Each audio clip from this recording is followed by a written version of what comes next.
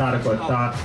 Teillä on yhteistyötä monen täälläkin olevan yrityksen kanssa, näin olen ymmärtänyt. Kerrotko vähän tarkemmin, mitä se tarkoittaa? Se tarkoittaa sitä, että meillä Äänekoskella on toiminut lastenkoti vuodesta 1947. Se on alkanut päivähoitopaikkana ja sitten huomattiin, että tarvitaan lastenkotia. Ja siitä lähtien on kasvanut sellainen lastenkodin henki, että täällä on soutamassa nyt aikuisia, noin 4-50-vuotiaita entisiä lastenkodin lapsia, heidän lapsiaan, työntekijöitä ja kaupungin luottamushenkilöitä. Ja meillä on tullut sellainen tavallaan lastenkotiperhe, johon aina uusia sukupolvia tulee mukaan ja se luo aika paljon toivoa niille pienille. Meillä on tällä hetkellä lastenkodissa pienin 8-vuotias ja vanhin 17-vuotias. He tulee mukaan siihen isoon joukkoon. He eivät ole yksin, vaikka he asuu osaelämässä lastenkodissa. Se on iso joukko. Arvokasta työtä ja tärkeä asia, mutta kertoisitko vielä kuulijoille, että mikä on sinun nimesi ja postisi ja sitten esittelisit nämä 4 muuta äänekoskelaista. Selvä. Minä olen Millevi Suutala ja olen lastenkodin johtaja. Muumipeikosta aina näkyy sellainen tosi tiukka lastenkodin johtaja. Se on toivottavasti muutakin.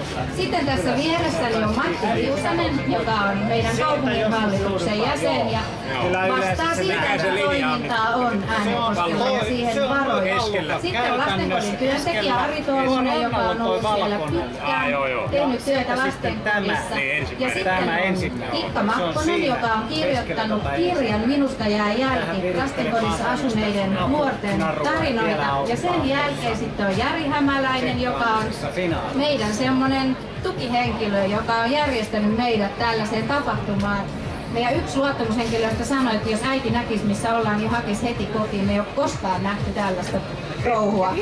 Sitten tuli 5. henkilö tänne, joka seisoo kyllä äärimmäisen vaarallisesti, että tulee vähän tänne kaikkein turvallisemmalle puolelle.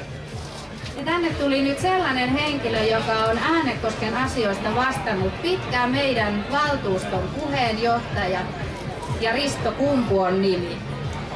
Sitten minä uskon, että Risto Kumpu, valtuuston puheenjohtaja, tietää kertoa Äänekoskesta, että mikä paikka keskeisessä Suomessa se on. Äänekoski on se paras paikka Suomessa ja me päätimme lähteä sieltä tänne Laita-Suomellekin katsomaan, mitä täällä näyttää. Äänekoski on kansainvälinen teollisuuskaupunki. Akkon Valtran tehtaat muun muassa siellä, vahvaa metsäteollisuutta, elektroniikkateollisuutta ja kaikki tämä viehättävän Keitelejärven keskellä. Järven, joka ympäröi vihreitä mäkiä, vihreitä peltoja ja kaikkea muuta ihanaa, jota siellä on. Tervetuloa Äänekoskeen. Kuten koripalloa. Yes. Aika huima. Äänekosken huima. Löytyi sellaisia ihmisiä, jotka tietävät Äänekosken huiman. Kerro sinä, mikä on Äänekosken huima. No, Äänekosken huima on koripallojoukkue. Suomen parhaita miehissä sekä naisissa. Tällä hetkellä en ihan tarkkaan mitä tunne, en ole välttämättä niitä huiman kannattajia, mutta tunnen kyllä ja sen verran tiedän, että siellä huipulla ollaan. Ja he heittävät 2 kädellä 3 pisteen heittoja. No, ainakin yritetään. Hyvä juttu. Paljonko Äänekoskella asuu ihmisiä tätä nykyään? Meillähän on Äänekoski, mä sanon, että se on uusi Äänekoski, eli 2007 vuoden alusta Summiaisten kunta, Suolahden kaupunki ja vanha Äänekosken kaupunki yhdistyy. Ja tällä hetkellä siellä on yhteensä vähän yli 20 000 asukasta. Eli se on helsinkiläisittäin kaupungin osan kokoinen paikka.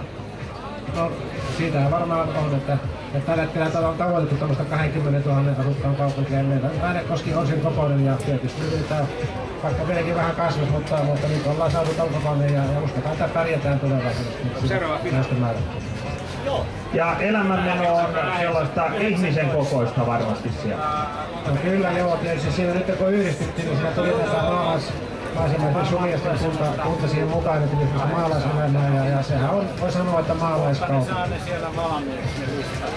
Hauska kuulla. Ja sitten otetaan seuraava haastateltava. Sinä olet siellä lasten kodissa töissä, niin millaisia hommia sinä näiden lasten eteen teet? Ei voi nyt just puhua, mä soitan ihan just. Sillä ollaan välillä psykologia, sitten välillä viedään roskia ulos. Kaiken näköistä tämmöistä. Mä tuun ihan just, tuo torni ihan kohta. Mä kuvaan täällä just. Mitä päivän aikana tapahtuu ja muuta. Joo, moi. Se on yksi rikkaus se, että on hyvin vaihtelevaa. Ja miten sinä haluaisit kehua sitten lastenkotia ja Äänekoskea? No lastenkotia kehun ehdottomasti siinä, että mä oon itse kasvanut siellä 5-vuotiaasta 15-vuotiaaksi ja on erittäin hyvä lastenkoti, kun aina annetaan lastenkodista ymmärtää, että on kurjaa ja surkeata, mutta meille sattui semmoinen onni, että me saatiin aivan loistavat hoitajat ja ihana talo, missä on hyvä henki edelleen. Osaatko sanoa, kuinka monta asukkia teillä on nyt lastenkodissa näinä aikoina? Tällä hetkellä on varmaan 7. Se tuli tarkasti, tiloja en kysy, sillä se on ehkä muuttunut tässä päivän mittaan, kun he ovat olleet lounaalla. Sitten Jari.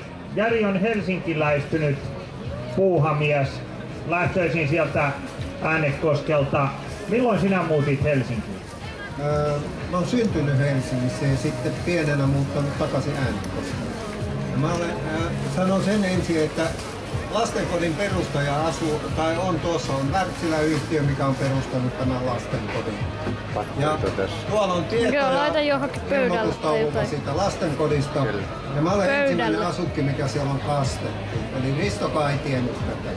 Aivan, en tiennyt nyt tällaista juttua, mutta sitten Hillevi, teillä on tärkeä projekti siellä menossa, jota tietenkin isompi joukko ihmisiä on pyrkinyt edistämään ja Jari on se kontakti ollut siihen, miksi te täällä olette kertomassa tätä asiaa.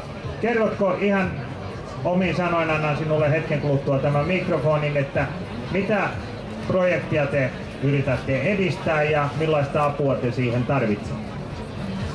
Meillä on siellä Keiteleen rannalla ihana mökki, aivan ihanassa paikassa. Mutta se mökki on rakennettu siinä 50-luvun kieppeillä ja sen on rakentaneet lastenkodin pojat. Sen mökin on omistanut lastenkodin ensimmäinen johtaja. Ja sitä